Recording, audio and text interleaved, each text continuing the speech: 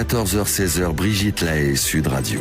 Philippe Bruneau est avec nous et je rappelle que vous pouvez mieux comprendre l'évolution de la sexualité, la différence de culture dans les deux bandes dessinées de Philippe Bruneau.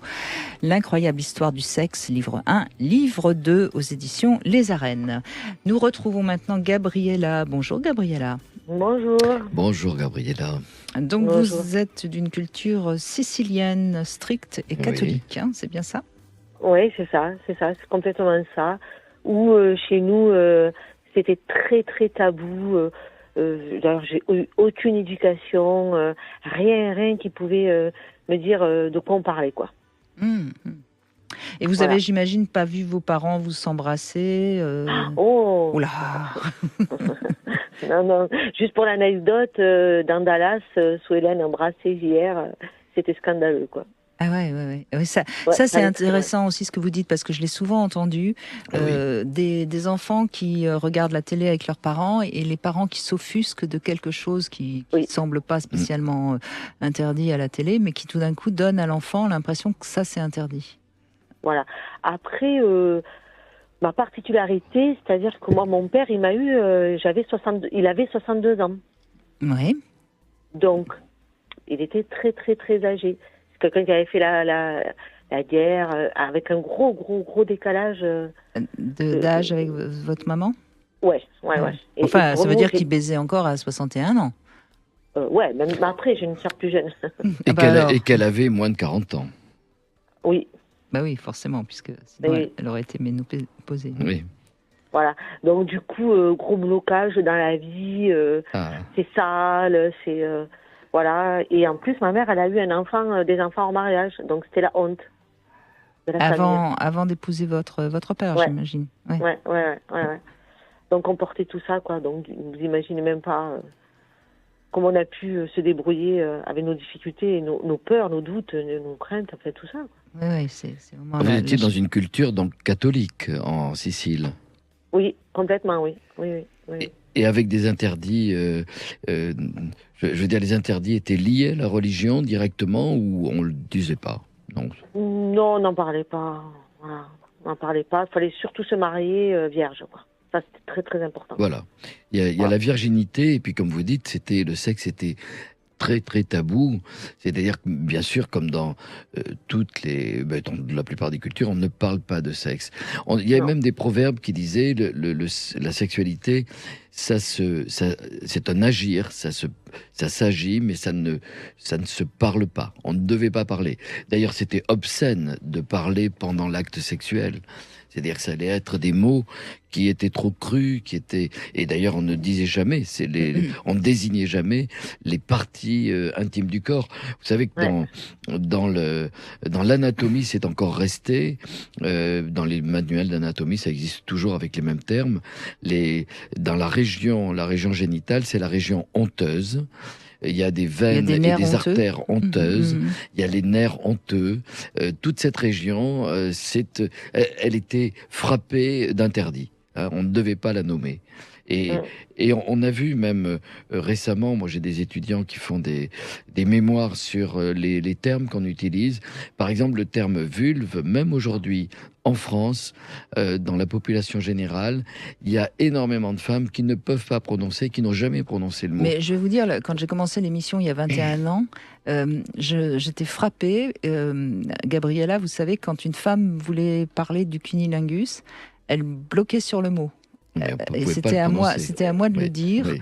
Parce que, alors bon, après aujourd'hui ça va, et peut-être que l'habitude d'écouter l'émission a libéré aussi beaucoup de femmes, mais c'était très très frappant. Ça m'avait. Mais même moi, je vois avec mes amis, ma famille, mes sœurs, mes cousines, enfin, peu importe, jamais on n'a parlé de sexe.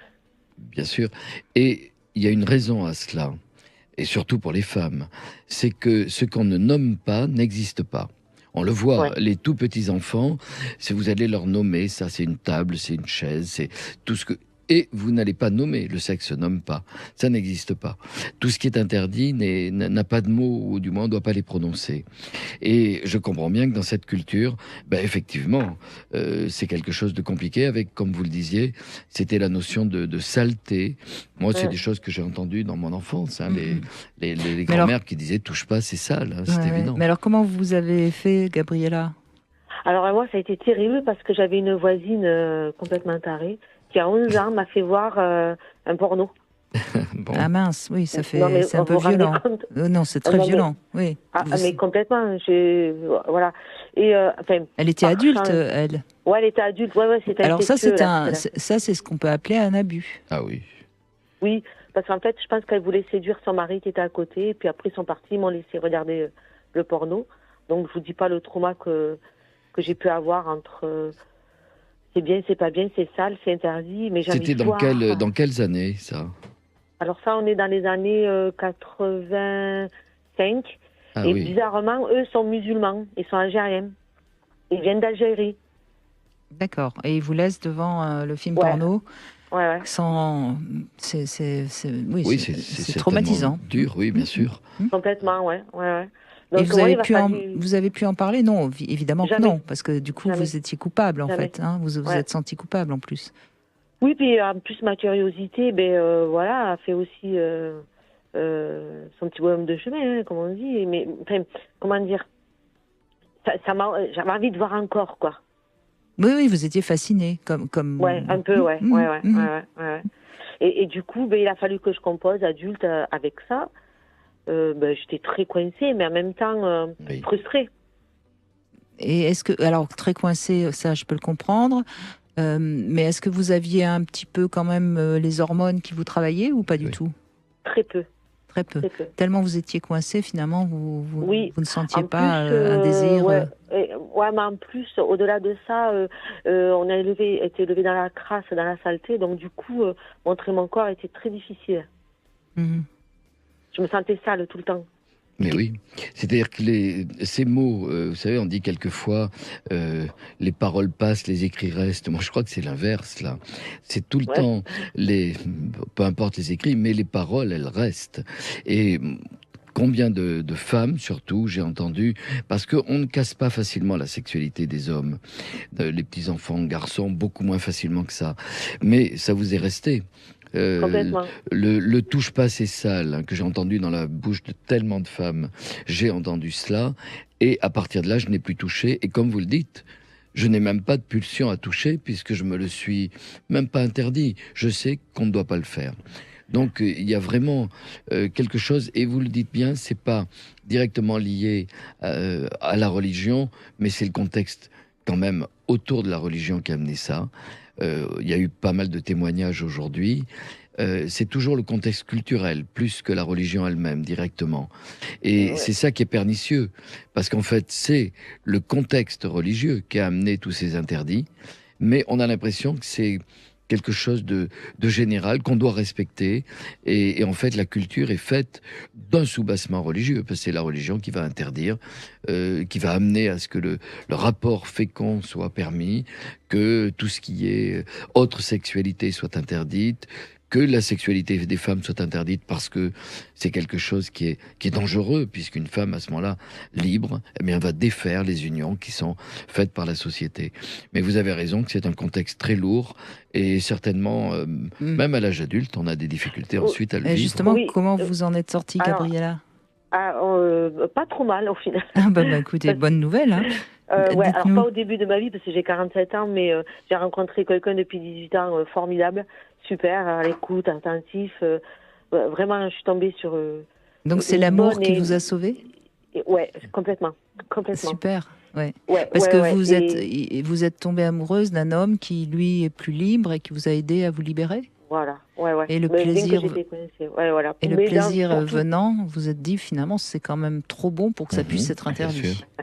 Exactement. Mais je voudrais revenir je vous en prie, sur ce que vous disiez tout à l'heure, monsieur. Mais en Sicile, on savait qu'un homme ne restait pas qu'avec une femme. On n'était pas étonné qu'un homme, sexuellement, il puisse aller voir ailleurs. On n'était pas... Quand ma mère a été petite, il y avait des bordels. Et quand un gamin de 15 à 16 ans avait trop de colère ou trop de pulsions ou trop de tout ça, le père l'amenait voir les prostituées. Bien sûr. Ce qui est terrible. Et on savait. Mais oui, quelle que soit la culture, des bordels, il y en a partout, hein, dans toutes les cultures. Mais des bordels pour femmes, je connais pas. C'est toujours quelque chose qui est un exutoire, même à l'agressivité masculine. Alors on sait le lien entre agressivité et testostérone, et il n'y a qu'à voir de quelle façon, même dans la nature, les mâles qui n'ont plus d'activité sexuelle sont bourrés d'hormones et sont extrêmement dangereux. Mais c'est très vrai que cette asymétrie est très insupportable aujourd'hui, où on peut être libre. Et malheureusement, il y a énormément de cultures, énormément de En même temps, on sait on sait quand même que la pulsion masculine sexuelle est plus prégnante, quoi qu'on en dise. Donc voilà, maintenant c'est vrai que cette inégalité est telle que c'est insupportable. Mais en même temps, je pense quand même que les femmes ont moins de pulsions sexuelles que les hommes, surtout au moment de la puberté. Bon, alors disons que c'est très différent, mais c'est pas impossible que si tout était libre, et si une sexualité, si une éducation, parce qu'il y a ce qu'on appelle des éducations permissives et des éducations restrictives. Les éducations très permissives, il n'y en a pas beaucoup. On le retrouve encore dans l'Océanie, où dès l'enfance, les garçons et les filles ont le droit de faire ce qu'ils désirent. On voit des activités sexuelles entre enfants. Il y a certaines contrées d'Afrique aussi où les mères apprennent aux filles bien sûr. à toucher leur vulve, à même se toucher, ainsi de suite. Tirer sur les petites lèvres pour qu'elles grandissent, etc. Mais la grande libéralité, c'est assez rare. Oui, il y a très peu de sociétés. C'est plutôt en Océanie, mais la très grande majorité, 95% des sociétés sont restrictives.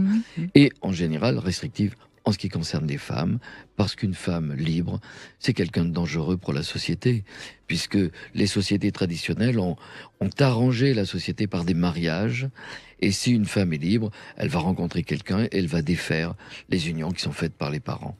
Donc on est dans d'autres perspectives aujourd'hui, et je crois qu'il faut que toutes les femmes qui écoutent sachent qu'elles sont libres, heureusement, parce qu'on est dans un pays... Voilà. Merci beaucoup Gabriella, en tout cas de votre témoignage. On fait une petite pause, on se retrouve avec le Love Conseil pour vous proposer d'écrire quelque chose, et puis on va libérer également les femmes avec Bernard Chomel qui va nous rejoindre.